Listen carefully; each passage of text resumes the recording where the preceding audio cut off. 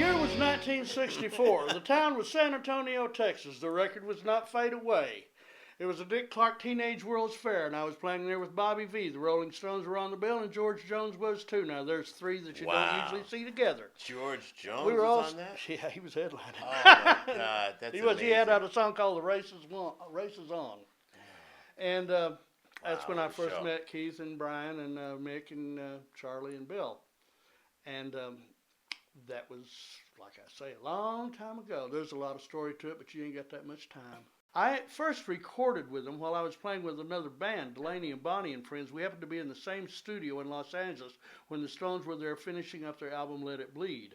And I played on a track called Live With Me. And I didn't see the Stones again for several years until I ran into Mick in London several years after that. And they were working on another album called Sticky Fingers, and he invited me to come down and play. My favorite Stones song? That's a good question. Obviously, Satisfaction is great, but I love Honky Tonk Woman was the first record that, because I was a Beatle fanatic. You know, at my age, you couldn't be both. You had to be one or the other. You had to choose. So I was a Beatle nut. And when I first heard Honky Tonk Woman, the first thing I thought was, this is really funky. This is a funky track, you know. And I was just a kid. I didn't know, you know, but it was affecting me in a different way, you know, like, because I was a Motown nut and a James Brown nut and a Beatle nut and a Stax nut and, you know, that kind of thing. And jazz, you know, Miles Davis, the whole thing. And this, they put it in a place that was very funky. And I thought, oh, okay, now I can get into the Stones.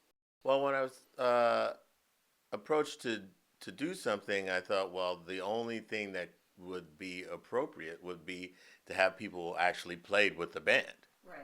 So, Bobby, you know, Willie Weeks, who played bass on It's Only Rock and Roll, Ian McLagan, who played on a ton of stuff, including Miss You, and you know, and of course the horns, Steve Madaio and Trevor Lawrence. I mean, this is the horn section, Sure. You know. So I wanted to go, you know, all the way, you know, Bernard Fowler, you know, who sings with them now, obviously, and we were able to secure Sarah Dash, who of course was an expensive wino, and from LaBelle fame, and then, you know, you have to have the stellar guitars, so, you know, obviously Waddy Wachtel is number one on the list, and then I was thinking, well, who's going to be that second guitar player, and we were thinking about a bunch of people, and I just wasn't right, and this and that, and then I was doing a session with Bruce and Patty,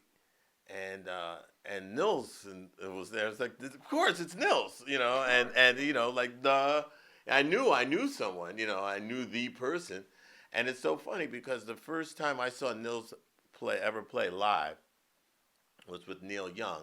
And he reminded me of Keith, and I couldn't take my eyes off of him. It's the same kind of thing with Waddy. When you see Waddy on stage, you're kind of mesmerized by, you know. So now the two of them, I'm very interested in seeing how this is going to be a while, because they have so much command. Everybody actually in this band. So it's really going to be wild, you know.